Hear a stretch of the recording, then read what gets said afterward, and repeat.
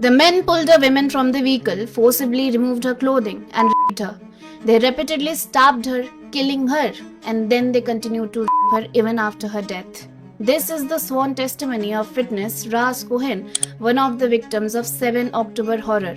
The Civil Commission recently released the Silence No More report, a 160-page clinical investigation which revealed that the Hamas aggression was not spontaneous anger or a byproduct of war.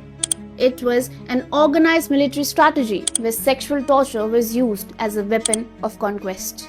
Victims represented 52 different nationalities, making this a global humanitarian catastrophe.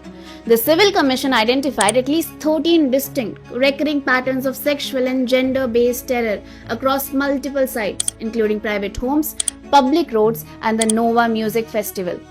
We are talking about systematic gang rapes, intentional body mutilation, and deliberate, targeted shootings to the head, face, and genital areas of the victims.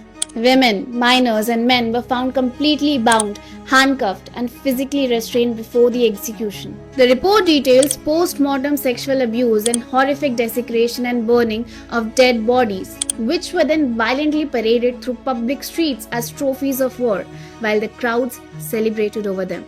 But the most haunting of all was genocide, which is the deliberate weaponization of family bonds by forcing families into sexual violence against each other. The report documents cases where family members were forced at gunpoint to witness and participate in sexual acts against their own kin, ताकि trauma generation तक रहे.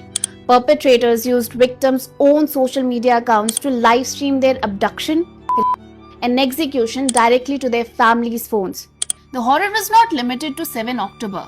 It went on and on for months, during which some victims lost their bodily autonomy inside the captivity tunnels. We often say that wars are fought on maps to redraw borders, but the historical data is clear.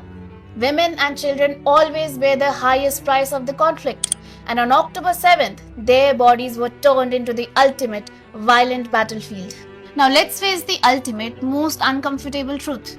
Where are all the global human rights organizations, the celebrity activists, and the college campus protesters who march day and night claiming to stand for women's safety and loudly cry out for Gaza? जब पूरे evidentiary proof के साथ systematic sexual terror, genocide, and the industrial torture of women, minors, and men is laid completely bare, why does your global morality suddenly shut down? True justice cannot be selective. You cannot demand accountability on one side of the border while completely whitewashing and ignoring the barbaric war crimes of a terrorist organization on the other.